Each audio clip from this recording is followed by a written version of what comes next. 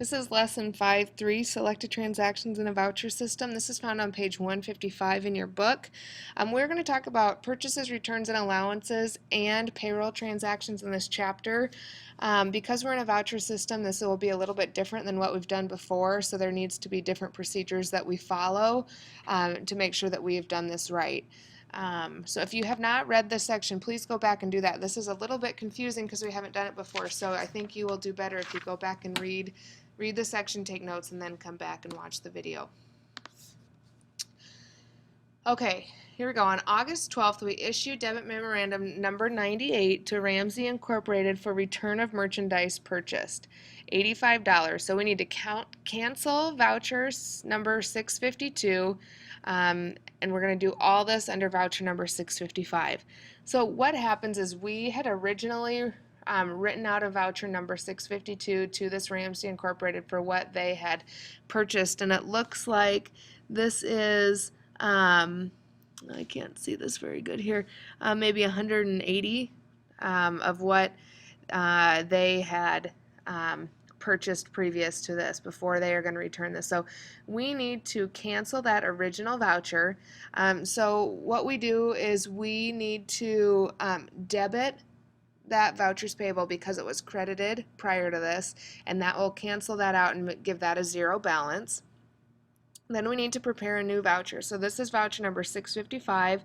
So again, we'll do our heading and the payee information, and then we'll look at what accounts have been affected. Okay, we'll file the new voucher by its payment date in the unpaid vouchers file. So we have not paid this voucher yet, but we are going to credit the difference in a vouchers payable, and then that $85 will go into our purchases, returns, and allowance credit of $85. Okay, so we are going to debit our liability account of vouchers payable. Vouchers payable is credited for $95 because that's the difference between the $180, which was the price on the voucher number 682, and the return of that $85. Okay, and then the contra cost account, purchases, returns, and allowances down here, this will be credited for $85 for that return. Okay, so I would go read page 155, that paragraph, if that's not making sense to you. Okay, do it one more time. The liability account, vouchers payable, is debited, the whole 180, okay, because we need to cancel that voucher number 652. Then vouchers payable is credited, $95. Okay, look, these are the accounts debited, these are accounts credited. Now we're going to credit it $95, which is the difference between the voucher number 652, $180, okay, and the debit memorandum 98 of $85. Okay, and then the contra cost account, purchases, returns, and allowances will be credited for the $85 for what was returned. Okay. Recording payroll in a voucher register. Payroll is a little bit different now. We learned about payroll in Chapter 3. OfficeMart, our company, pays its employees semi-monthly, so a payroll register shows the details for each payroll that is prepared, similar to what we did in Chapter 3. Okay, a payroll register is needed for several purposes. Therefore, the payroll register cannot be placed inside a voucher for payroll. For this reason, information from the payroll register is summarized on the inside of voucher number 694.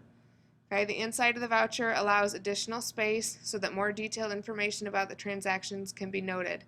The outside of the payroll voucher is completed in the manner similar to completion of other vouchers. Okay, that will make more sense here. So here is our payroll voucher. This space here, this voucher details, is what I was just talking about. This is given so that we can summarize information inside the voucher. Okay, so this will give us our federal, state, Social Security, and Medicare. Our salary expenses will be up here. Okay, this is our total net cash payment, and this will just be kind of given in those details inside our voucher. Okay.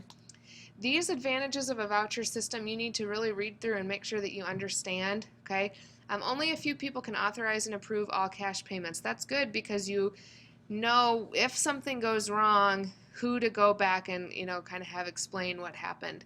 So you don't have as many people in a big business who are messing with the cash. Okay, so you only have a very few amount of people that can approve any cash payments. We do that at our school. Every thing that I need to purchase for my classroom has to go through Mrs. McKenzie and has to go through Mr. Bankston, who is our kind of school banker, we'll call him. Okay, and so he has to authorize anything that I buy. I can't just take CHS's cash and go buy markers for my classroom. Okay.